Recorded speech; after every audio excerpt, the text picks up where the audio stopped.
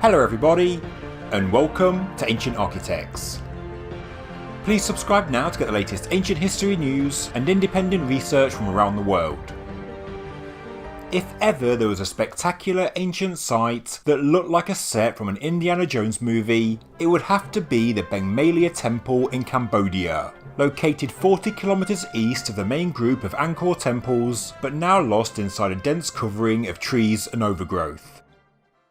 Although it is widely referred to as the Jungle Temple, Beng Mealea actually means Lotus Pond, and it was originally built as a Hindu temple, but does display Buddhist motifs in places. It's located at the centre of an ancient Angkorian road that once connected Angkor Thom and Preah. As the pictures show, the sandstone temple is a complete ruin, largely unrestored, with thick brush and large trees thriving amongst the towers and courtyards as nature continues to run riot year after year. Stones can be found lying in great heaps, and although it does have historical importance, it is only on the UNESCO Tentative List for World Heritage status.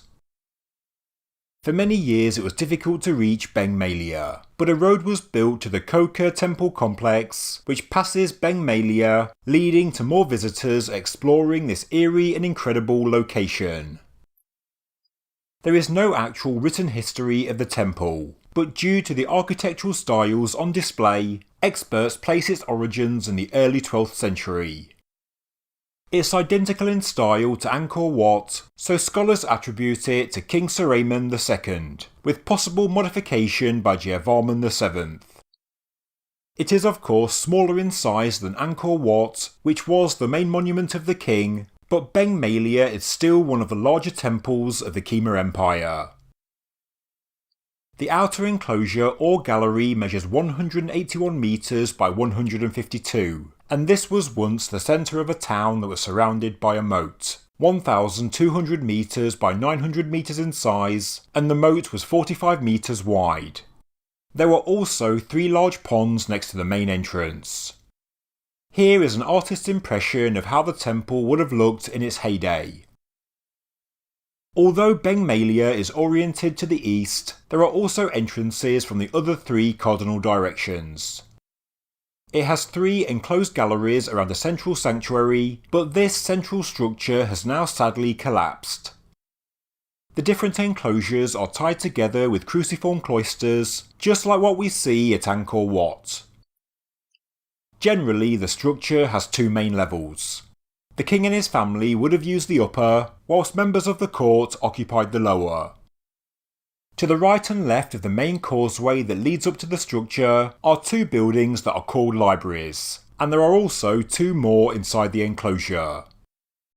Across the site you can also see a number of common scenes from Hindu mythology, such as the churning of the Sea of Milk, as well as Vishnu being carried by the bird god Garuda.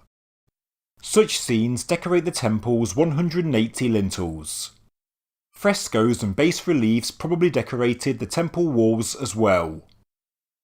The numerous causeways have long balustrades, formed by the bodies of the 7-headed Naga serpent, and you can also see some finely carved lion statues. We see beautiful cylindrical columns, decorated with flowers, vines and deities, similar in style to what we see at Angkor Wat.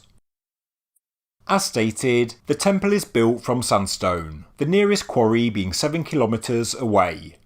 Waterways were probably harnessed in transportation of the stone. Even though it is in a ruined state today, you can't deny the beautiful blend of nature and architecture. It does look both haunting and incredible, like some kind of lost world. In recent years, a lot of the dense foliage has actually been cut back and tidied, making it accessible to visitors, although, as you walk through the dark passages, you still have to avoid the hanging vines. It is a place you can spend a great deal of time to explore, and thanks to it being used during the filming of the 2004 movie titled Two Brothers, a large wooden walkway was installed and still remains to this day.